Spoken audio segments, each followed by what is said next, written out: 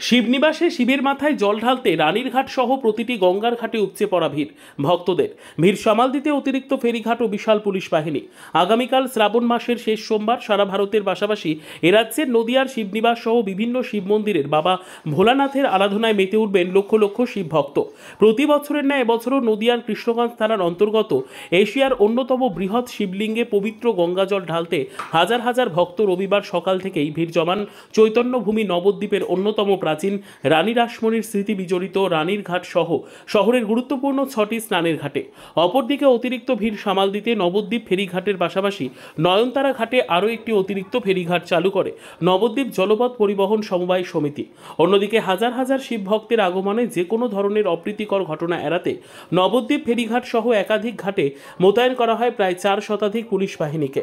পাশাপাশি ভরা গঙ্গায় নজরদারি চালাতে 3টি স্পিডবোট নিয়ে টহলদারি চালায় জেলা বিপর্যয় মোকাবিলা দফতরের কর্মীরা। সেই চিত্র উঠে এলো আমাদের ক্যামেরায় রবিবার দুপুরে। সৈয়দ জাফরের রিপোর্ট, সুন্দর বাংলা নিউজ। সৌরভগঞ্জ পাড়ে যেটা নবদ্বীপ থেকে সৌরভগঞ্জ যাচ্ছে শিবনিবাস যাওয়ার উদ্দেশ্যে, সেখানে 7টা নৌকা প্লাস 3টে লঞ্চ চলছে। যাত্রী পারাবার সুবিধার্থে আমরা একটা অস্থায়ী ঘাট তৈরি করেছি, যেটা শিবনিবাস থেকে যারা জল দেওয়ার উদ্দেশ্যে নবদ্বীপ আসছে নয়নতারার ঘাটে, ওখানে আমরা একটা অস্থায়ী বাসের মাচা তৈরি করে দিয়েছি। ওখানে শুধু আমরা নামাচ্ছি, বাদ বাকিটা আমরা নবদ্বীপ ফেরিঘাট দিয়ে, যেটা জেটি আছে স্থায়ী জেটি, এই জেটি দিয়ে শুধু পারাপার করছি। সেটা স্বরূপগঞ্জের দিকে যাচ্ছে। হ্যাঁ, শুধুমাত্র স্বরূপগঞ্জ থেকে নবদ্বীপের ক্ষেত্রে একটি অতিরিক্ত ঘাট করা হয়, অতিরিক্ত ঘাট তৈরি করি, মানে যাত্রী বা বিশেষ করে ভক্তদের মানে যে প্রেসারটা কমাবার জন্য। হ্যাঁ। আপনার নাম? আমার নাম সুশান্ত হালদার, আপনি? নবদ্বীপ জলপথ পরিবহন সমবায় সমিতির সম্পাদক। দেখুন, গতবারের তুলনায় এবারে অনেক আগে থেকেই শুরু হয়েছে। ভোর 5টা থেকে পুণ্যার্থীদের ভিড় দেখা যাচ্ছে।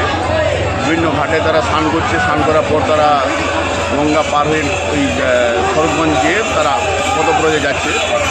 আমাদের এখানে প্রায় 400 মতো বিভিন্ন আছে, কনস্টেবল আছে, অফিসার আছে, আমাদের ডিএসপি সাহেব আছেন, এডিশনাল সাহেব আছেন।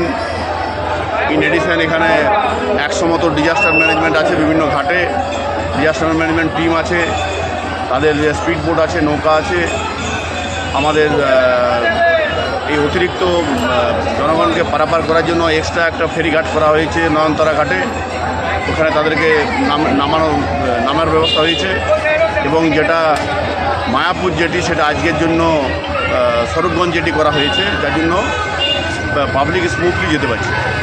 এমনি আপাতত কোনো অসুবিধা হচ্ছে না। এভাবেই চলবে সারাদিন? এভাবে স্বাভাবিক চলছে, এখনও পর্যন্ত কোনো অসুবিধা নেই।